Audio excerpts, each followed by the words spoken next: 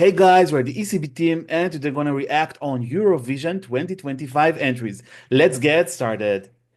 So this time it will be all about a Balkan country, Montenegro, who actually made a comeback this year and we're all happy about that. Last time the country participated was 2022. Back then it was Vladana. And now the representative is Nina Žižić with the song Dobrodošli, which is kind of welcome. Uh, Nina is not a stranger for Eurovision. She has already represented the country as part of a group in 2013, and back then, with the Granca didn't make it to the final. So Montenegro opted for a national selection this year with 16 entries. The original winner were Neil Ann with the song Clickbait, but for some reason they had to refer. The songs was released before the deadline, which is allowed by the EBU. And then it was announced that the second place, the runner-up, which is Nina Žižić, will go to Eurovision. So we're gonna focus on Dobrodošli. Yeah, starting with Naomi. What do you think about that song? I must say, I did love clickbait. I was so happy when that won, but circumstances are circumstances, and yeah, I would just rather focus on Dobrodošli because that is the entry for Montenegro. So, um, I think it's a beautiful Balkan ballad. I think people are pretty much a sucker for Balkan ballads. I think it's so great, but what I worry about is where it is in the running order. So it's after Australia, but it's in the second spot, which is also known as the death spot. So if you don't know what the death spot is, it's where you're statistically likely by being second, either not to qualify or not do well, based on your placement being second in Eurovision. I feel like that might harm Montenegro because it's also a ballad as well.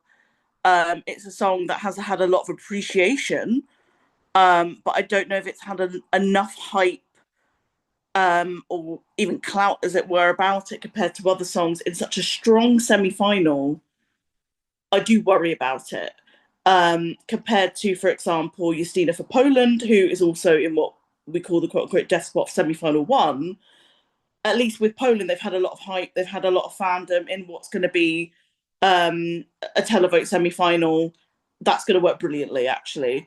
I think in comparison, Montenegro doesn't not have enough hype, um, in my opinion. And I mean, yeah, in my opinion, it's also more quite a jury song as well. So that also doesn't help because the juries aren't really in semi-finals at all.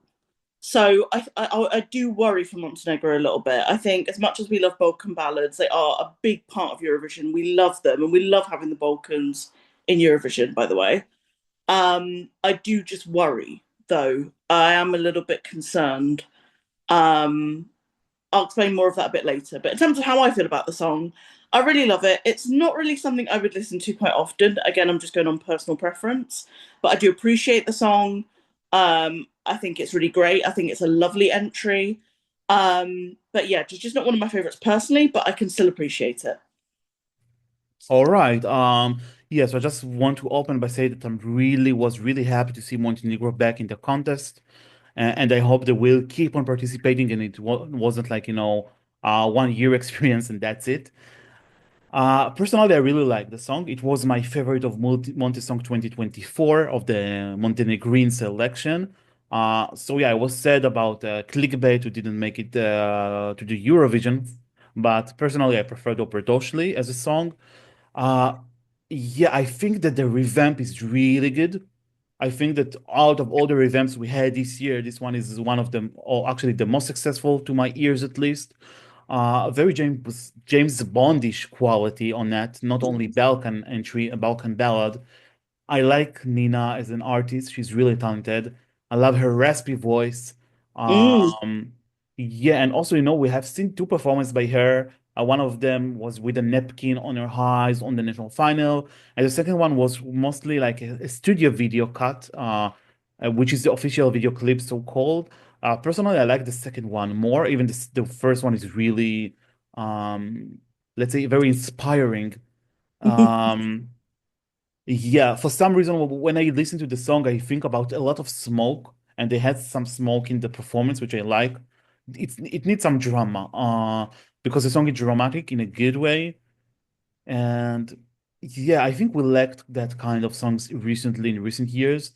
This year we have more than one Balkan ballad. In fact, we have three of them in that semi, at least as I see it. We have it from Montenegro, from Serbia, and also from Greece in some sense. But I think that the three of them differ from each other. However, I can't ignore two facts here. First of all, that Montenegro usually struggled to qualify for the final. Um, they made it only two times, as far as I remember, at least as an independent country. I mean, not as Serbia and Montenegro.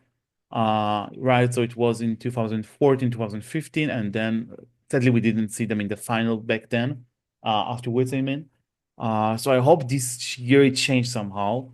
And secondly, yeah, the death spot, which known as second position in the semifinal, usually it's not a good practice to be allocated in. Some countries can qualify from that spot, like I don't know, Armenia 2 years ago with Brunette, or Teodora last year. But yeah, usually it's hard. It's hard to qualify from that spot. Also about that song, I feel as far as I love it and I really love it, you'll see soon in my score. I feel it's more a jury song and not a televote song. Mm. Although I think she might surprise, like in the sense that she will get probably more appreciation than people would have thought roughly. But still, whether it will be enough to qualify, we'll see soon. I think it's a challenge. It's a challenge because this semi is too competitive. Yeah, luckily they have Serbia on their own, which might, help them to get more points. But I'm not sure whether it will be enough.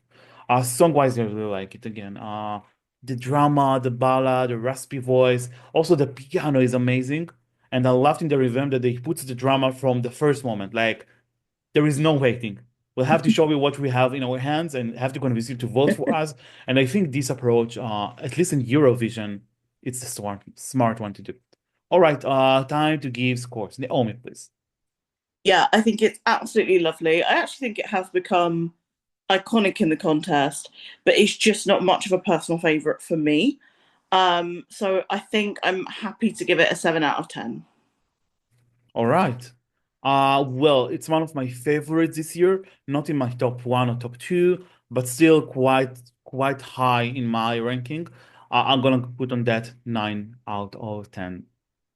Yeah, I really enjoyed it. I think I listen to that song almost every day, like Wow. recently. Yeah, so it's a good sign. All right. Time to give like the official prediction. Do we think Montenegro will qualify for the grand final? No, I don't think it is strong enough given the semi-final that it's in.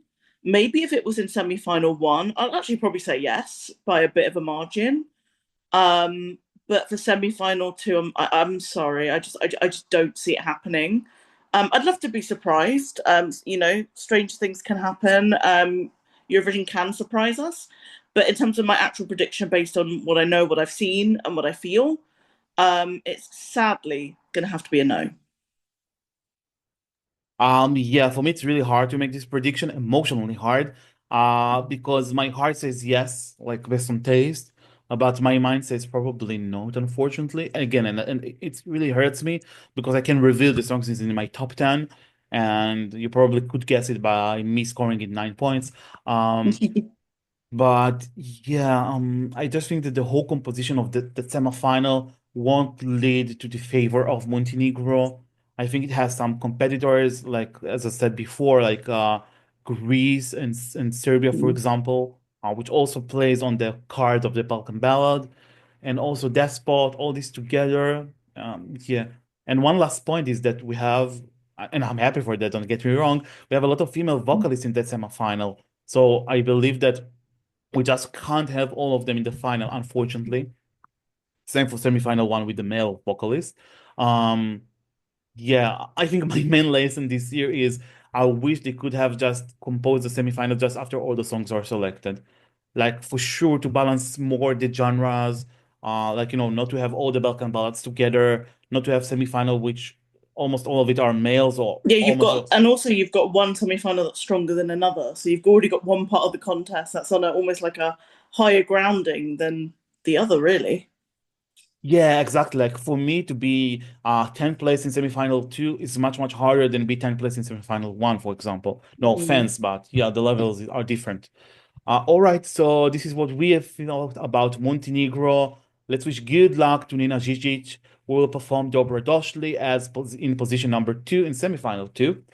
Guys, tell us in the comments below, what do you think about Dobrodošli? Do you also find it inspiring? Is it to your taste or not? Let us know in the comments below. Give us a like if you like our videos, and don't forget to subscribe to our YouTube channel right here below. You can find us on escb.com, YouTube, Spotify, Instagram, Facebook, and basically everywhere. Thank you so much. Take care. Bye bye. Bye.